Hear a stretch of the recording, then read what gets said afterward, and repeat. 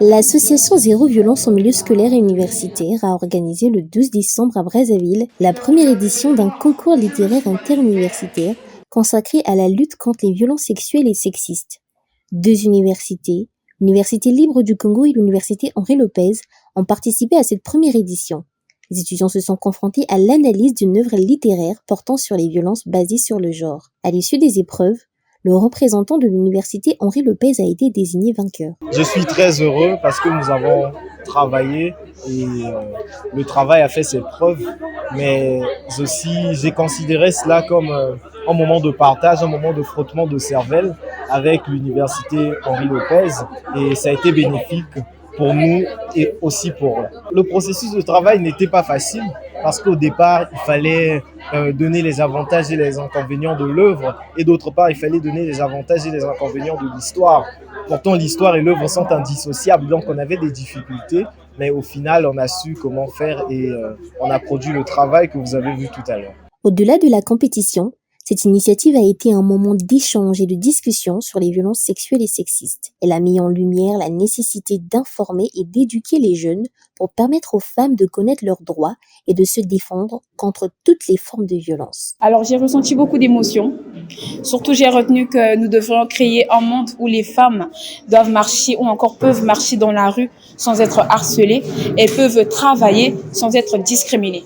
Et surtout que l'article 1er de la Déclaration universelle des droits de l'homme stipule que tous les hommes sont égaux, alors il y a égalité entre les hommes et les femmes.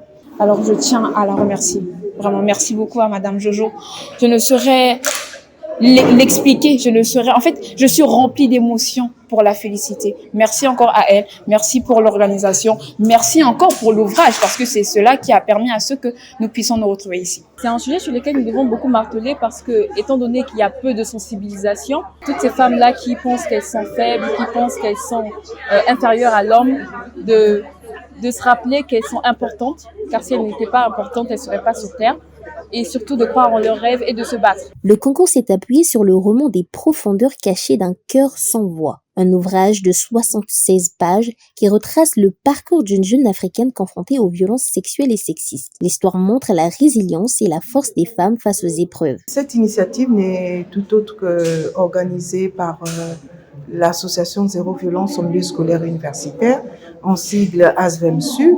C'est pour permettre aux jeunes d'apprendre et d'être aussi des porte-parole dans leur établissement universitaire en ce qui concerne les violences basées sur le genre, les violences sexuelles, les violences sexistes, mais aussi de passer des moments avec des autres autour de la littérature que nous avons dénommée la première édition littéraire inter-école autour des violences basées sur le genre. Ça a été un plaisir et on a senti la détermination, mais l'engagement éducatif des établissements en ce qui concerne cette activité, parce qu'ils se sont donnés à fond pour le résumé de l'ouvrage et pour des questions, ils se sont donnés pour montrer à quel point le sujet les a vraiment plu et combien ils aimeraient vraiment